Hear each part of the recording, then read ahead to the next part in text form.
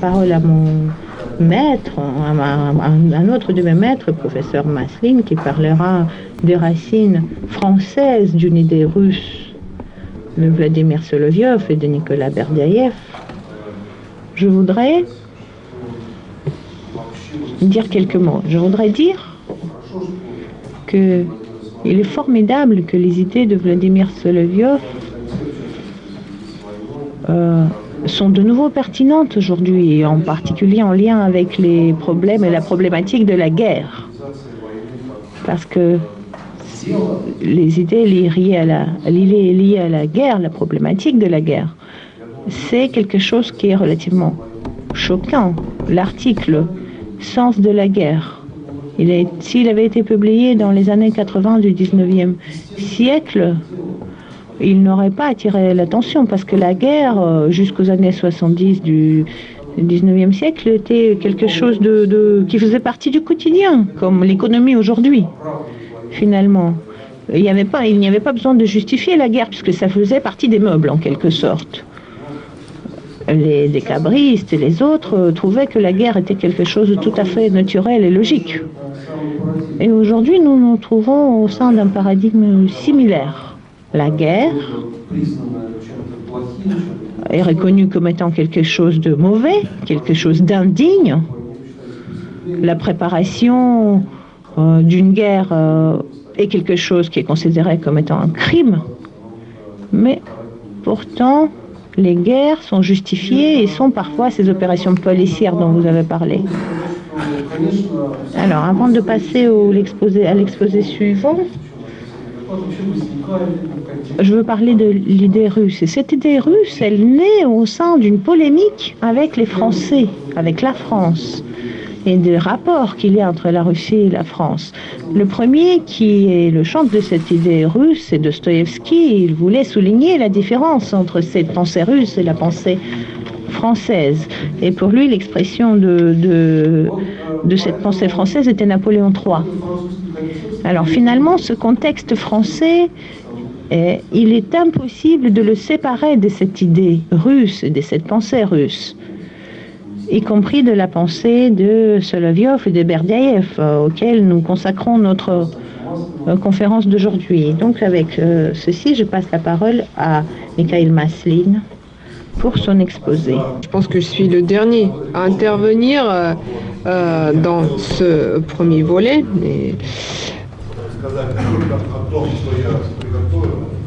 Et donc, je vais non seulement faire mon intervention, mais je voudrais en fait faire une sorte de résumé de ce qu'on vient de dire.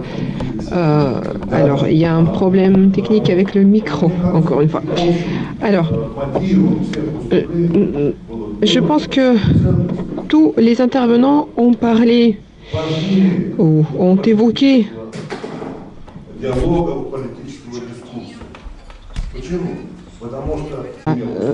comtesse Baratinskaya. Elle a intervenu, elle a fait une conférence. Au début, cette conférence n'a pas eu de succès, mais en fait, ensuite, elle a été publiée, et lorsqu'elle a été publiée, ça a été très, très connu dans le monde catholique. Donc, il s'agit de l'idée russe de Berdyaev.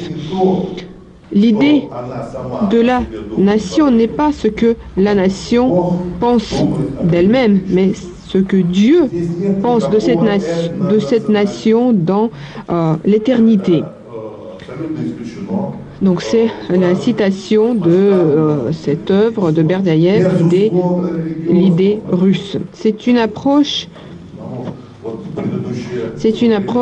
purement religieuse en fait de Solovyov, pas de Berdyaev bien sûr. Donc tout à l'heure on a parlé de 3 conversations de Solovyov et notamment ses idées sur la guerre. Mais et on se rend compte que c'est tout à fait d'actualité aujourd'hui. Donc sa profondeur métaphysique. La profondeur métaphysique de Solovyov se base sur le fait qu'il part toujours d'une idée religieuse. Et toutes les autres approches que nous pouvons observer sont des approches pratiques, pragmatiques, politiques.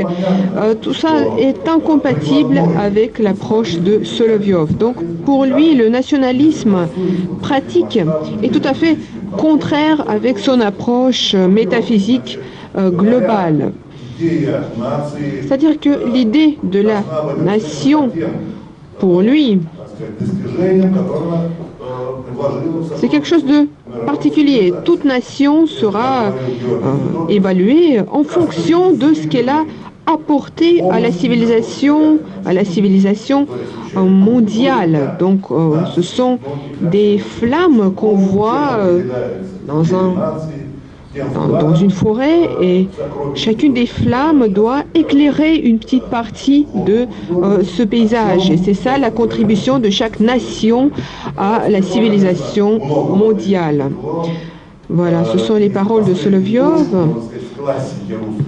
Et c'est Berdiaïev qui a poursuivi cette tradition russe dans son livre L'idée russe, qui était écrit en russe et non pas en français, mais il a écrit en France, à Paris. Ce livre a eu beaucoup de succès, mais en fait, elle a eu plus de succès en Occident qu'en Russie et que dans les milieux russes, parce que, comme disait Boris Zaïtsev, qui vivait aussi à Clamart, Berdiaïev était perçu comme quelqu'un qui a salué la victoire soviétique contre les nazis lors de la Deuxième Guerre mondiale. Et bien sûr, l'idée du patriotisme pour tous les immigrés russes, c'était quelque chose de très complexe. Sergueï Levitsky, d'ailleurs, a dit, et je suis tout à fait d'accord avec lui, il a dit que Berdiaïev était aussi bien contre le communisme que contre le capitalisme. Donc il était contre les deux idées. Il a proposé son propre projet. Je pense que nous allons en parler lors de notre deuxième volet. Il s'agit de la cause commune. C'est en quelque sorte l'idée de Berdiaïev.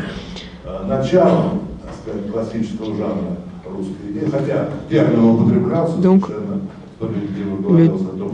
le terme de l'idée russe était déjà utilisé par Dostoïevski avant Solovyov.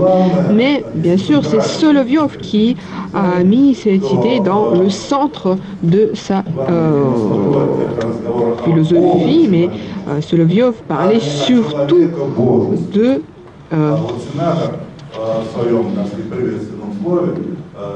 de rapprochement entre Dieu et l'homme, et de l'homme qui se rapproche vers Dieu et non pas Dieu qui doit se rapprocher de l'homme. C'est lorsque l'homme essaie d'affirmer sa suprématie sur Dieu, c'est là que nous voyons une catastrophe. Mais lorsqu'une nation affirme sa suprématie et se place au-dessus de Dieu, c'est encore plus dangereux. Ça peut provoquer de véritables catastrophes, et c'est ce qu'on a observé dans le siècle dernier, et malheureusement c'est ce qu'on observe encore aujourd'hui lorsque certaines nations se considèrent au-dessus de tout et au-dessus de Dieu. Certaines nations qui se considèrent comme exceptionnelles, qu'on ne peut pas remplacer, comme missionnaires, donc vêtus d'une certaine mission. Donc tout ça, ça a été déjà évoqué par les philosophes russes, et notamment Solovyov. Et ce n'est pas du tout le hasard qu'à l'époque, ce texte n'a pas été bien perçu. En 1909, ce travail a été publié, et ensuite, à la fin du XXe siècle, il a été republié. Donc, c'était une idée qui n'était pas facile à accepter tout de suite.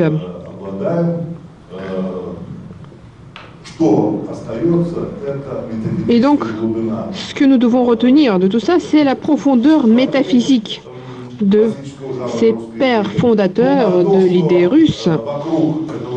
Et après, il existe bien sûr beaucoup de choses autour de cette idée qui se sont greffées à cette idée, des spéculations, des machinations. C'est tout à fait naturel C'est inévitable, je dirais, mais la meilleure façon de combattre ces spéculations, c'est de nous rapprocher des textes classiques, des originaux, et de lire ce que Solovyov et Berdaïev ont véritablement écrit.